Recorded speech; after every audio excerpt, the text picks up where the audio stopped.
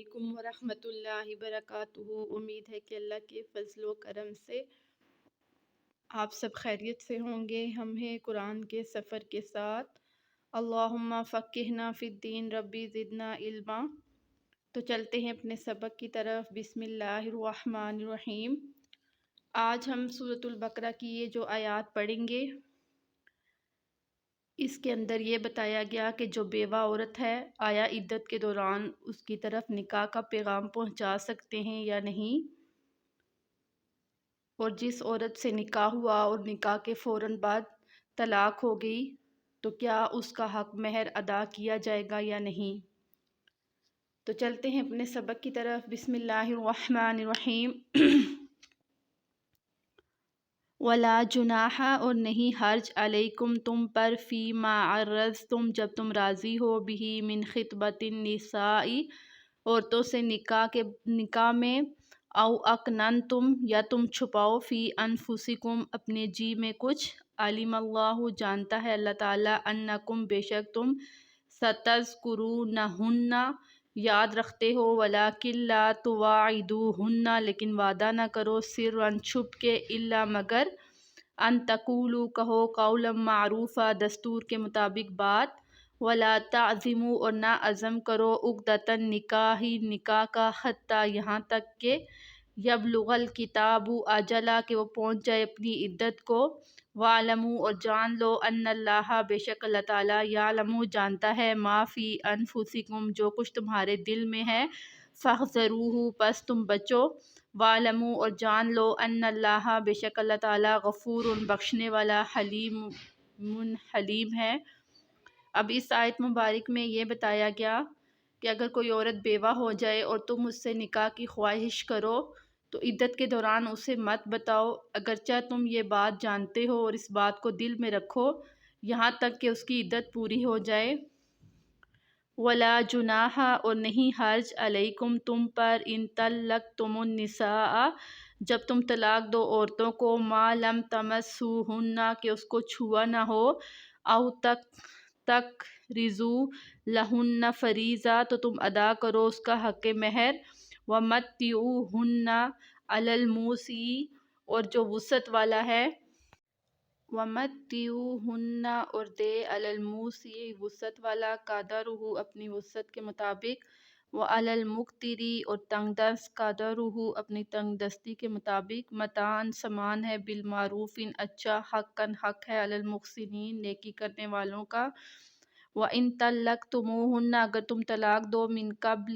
قبل اس سے، ان تمسوہن، کہ تم نے چھوا ہو، وقت، تحقیق، فرض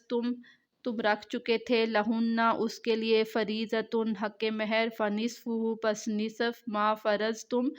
جو تم نے رکھا ہے، الا، مگر، ان یعفونا، کہ معاف کر دو، او یعفو الذی،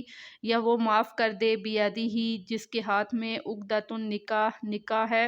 وان تعفو، اگر معاف کر دو، اقرب للتقوی، یہ تقوی کے زیادہ قریب ہے، ولا تنسوا الفضل، اور نہ بھولو فضل کو، بینکم، آپس میں، ان اللہ، بے شک اللہ تعالیٰ، بما تعملون، جو تم کرتے ہو، بصیر، دیکھتا ہے۔ اب اس آیت مبارک میں بتایا گیا کہ اگر کسی کا نکاح ہو جائے اور اگر مرد نے عورت کو چھوا نہیں اور اس سے پہلے اس کو طلاق دے دی، تو جو اس نے حق مہر رکھا تھا وہ نصف دے گا بیوی کو، اور اگر اس نے پورا دے دیا تو اس میں بھی کوئی حرج نہیں، اور اگر رضامندی کے ساتھ معاف کر دیا گیا تو یہ تقوی کے زیادہ قریب ہے۔ پھر اللہ رب العزت نے فرمایا، حافظوا، حفاظت کرو، علی الصلوات، نمازوں کی، والصلاۃ الوسطیٰ، اور درمیانی نماز کی، وقوموا، اور کھڑے ہو جو، للہ، اللہ کے لیے، قانتین، عاجزی کرتے ہوئے۔ اس آیت مبارک میں یہ بتایا گیا کہ نماز کو اس کے اوقات پر ادا کرو، یعنی نماز میں کاہلی اور سستی نہ کرو، اور درمیانی نماز کی حفاظت کرو۔ صلاۃ الوسطیٰ سے مراد عصر کی نماز ہے کہ عصر کے وقت لوگ عموماً کاروبار میں، کام کاج میں مصروف ہوتے ہیں، تو یہاں اس آیت میں یہ بتایا گیا کہ اس نماز کا خاص اہتمام کرو، یعنی اس کو قضا نہ کرو، اس کو وقت پر ادا کرنے کا اہتمام کرو، اور عاجزی کے ساتھ۔ فَإِنْ خِفْتُمْ، اگر تمہیں خوف ہو، فَرِجَالًا أَوْ رُكْبَانًا، پیدل ہو یا سفر پہ ہو، فَإِذَا أَمِنْتُمْ پس جب تم امن کی حالت میں ہو فَاذْكُرُوا اللَّهَ اللہ کا ذکر کرو کما جیسا کہ علمکم تمہیں سکھایا گیا ما لم تکونوا نہیں تھے تم تعلمون جانتے۔ اب اس آیت مبارک میں بتایا گیا کہ اگر تم سفر میں ہو یا پیدل ہو یا دشمن کا خوف ہو یا کوئی مرض ہو تو تم نماز کو ادا کرو، اور جب امن کی حالت میں ہو تو اس وقت نماز کو اس طرح ادا کرو جیسے نماز کا طریقہ سکھایا گیا۔ اور یہاں یہ بتایا گیا کہ کسی مجبوری کی وجہ سے تم صرف فرض نماز کو ادا کر سکتے ہو، لیکن جب تم امن اور سکون کی حالت میں ہو تو نماز کے تمام فرائض احسن طریقے سے ادا کرو۔ والذین اور وہ لوگ یتوفون منکم جو فوت ہو جاتے ہیں تم میں سے، ویذرون اور چھوڑ جاتے ہیں ازواجن اپنی بیویاں، وصیت ہے لازواجہم ان کی بیویوں کے لیے، متاع سامان ہے، الی الحول ایک سال تک، غیر اخراجن کہ انہیں نہ نکالا جائے، فَإِنْ خَرَجْنَا اگر وہ نکلیں، فَلَا جُنَاحَ عَلَيْكُمْ تم پر کوئی حرج نہیں، فِي مَا فَعَلْنَا جو وہ کریں، فِي أَنفُسِهِنَّ اپنے جی میں، من معروف اچھے طریقے سے، واللہ اللہ تعالیٰ عزیز زبردست، حکیم حکمت والا ہے۔ اب یہ جو آیت تھی وہ منسوخ ہو گئی تھی، اس کے بعد اللہ نے دوسری آیت نازل کر کے وراثت کو تقسیم کیا تھا۔ اس آیت میں یہ بتایا گیا تھا کہ بیوہ کو اگر اس کا شوہر فوت ہو گیا اور اس کی وراثت نہیں ہے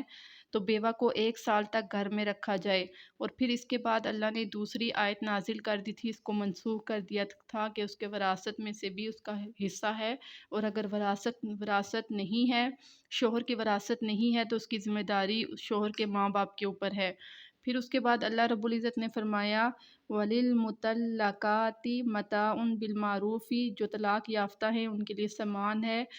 بالمعروفی اچھے طریقے سے، حقاً حق ہے، علی المتقین ڈرنے والوں کے لیے،